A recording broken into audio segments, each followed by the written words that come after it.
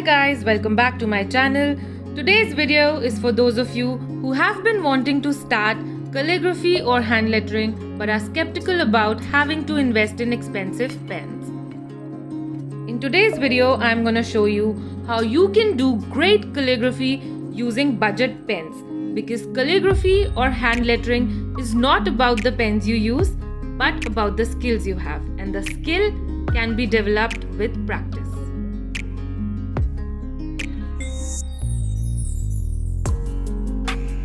I am Neha from Artpreneur. I share tips and tricks about easy to create art, and today we are going to talk about budget hand lettering or calligraphy. Around a year and a half ago, I started my calligraphy journey, and like most beginners, I struggled with alphabet formation, transitions, consistency, and control. Around the same time, I also happened to purchase Camlin brush pens. Because they are water-based, they are a great pocket-friendly option for coloring and blending purposes. So when I decided to start learning calligraphy, I thought, well, I already have the brush pens, why not start with them?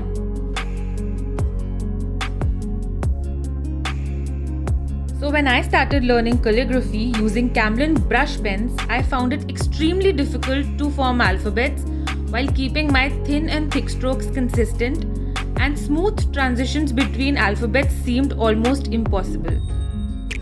One of the reasons behind this was the fact that Camlin brush pens have an extremely soft brush tip, which is slightly difficult to control if you're not using proper technique. My number one mistake was the fact that I thought since I've always had a good handwriting, I would not have to put in the hard work of practicing the basic strokes or getting to know about a few techniques that make the learning process easier, or learning to have control over the pen and not allowing the pen to have control over my skill, which obviously only happens over time with a ton of practice. And I genuinely thought that my lack of progress was because of the quality of pens I was using, instead of thinking that it was probably because of lack of practice.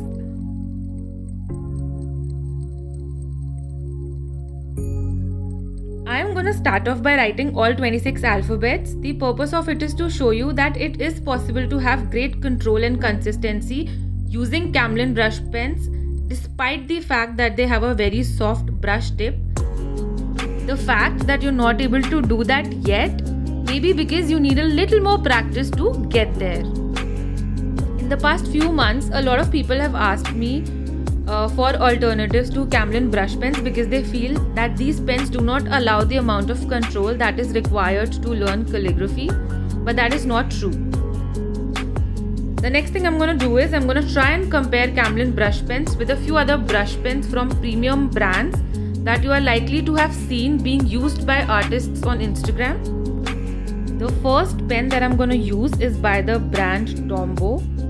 Now if you observe the brush tip while I'm making thick and thin strokes, you will see that even when I'm applying pressure on the tip does not bend too much at the top. The second brush pen that I'll be using is a Karin marker. Now if you carefully observe the brush tip of the Karin marker, you will see that applying different amounts of pressure barely has any impact on the brush tip in terms of bending. As we saw, the brush tips of both of these pens bend either very little or not at all under different amounts of pressure. This allows you to have greater control over the pen, because the only variable is the pressure that you are applying. Now we'll see what happens when we apply different amounts of pressure to a Camlin brush pen. As you can see, the brush tip moves a little bit on its own when you change the amount of pressure that you are applying on the pen, which is why it is slightly more difficult to maintain the consistency and thickness of strokes with these pens.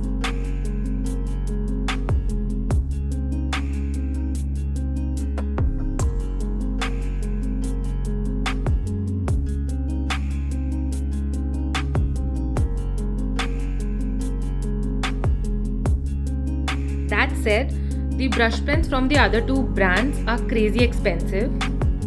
The amount it would cost to buy one brush pen of either of those brands is more than the amount it would cost to buy the entire Camlin brush pen set of 12 pens. Don't get me wrong, the brush pens by the two other brands are extremely amazing. They are a lot more versatile and they are a great investment when you do decide that lettering is something you want to do long term. If you go and check out my Instagram, you will see that they are my go-to for every lettering piece that I do using brush pens. But it would make sense that you wouldn't want to invest in something that expensive right away when you've not even decided that lettering or calligraphy is something you want to do long term.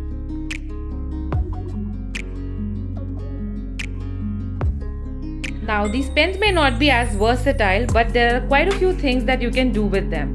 Let's take a look.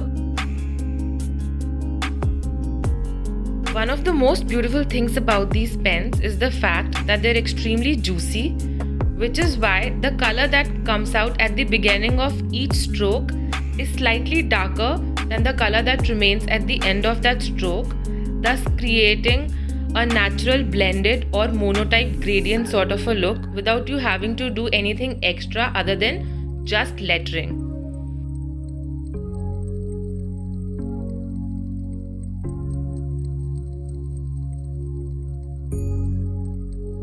You can also create multi-tone gradients, which means you can also use multiple colors to create these gradients. I'm going to show you these gradients with two colors. First, I'm going to show you what these two colors look like separately and then what they look like put together. Now, the next thing that I'm going to do is transfer one of these colors, preferably the darker one, onto a palette or any plastic surface for that matter. Since these colors are extremely juicy, when you transfer them on a plastic or a glass surface, they can be used as watercolors.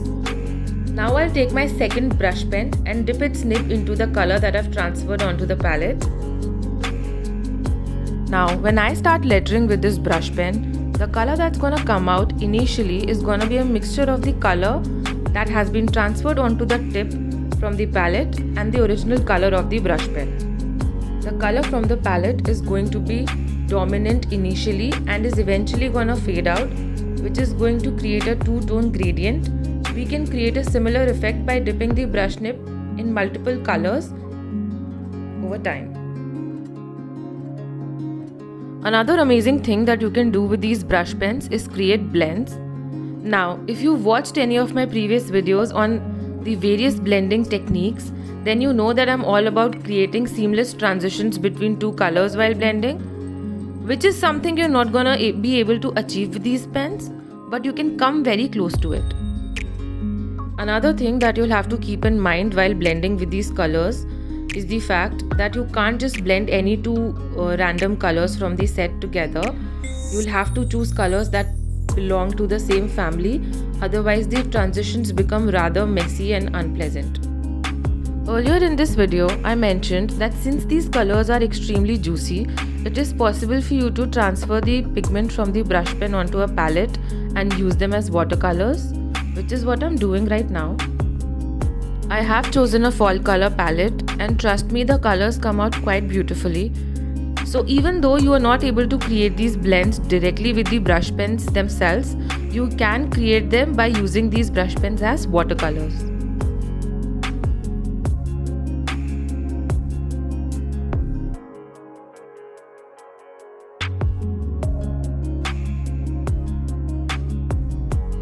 Another detail that's going to add more substance to your lettering piece is shadows. You can either add thin shadows using a normal gel pen or thick shadows using the Camlin brush pen itself.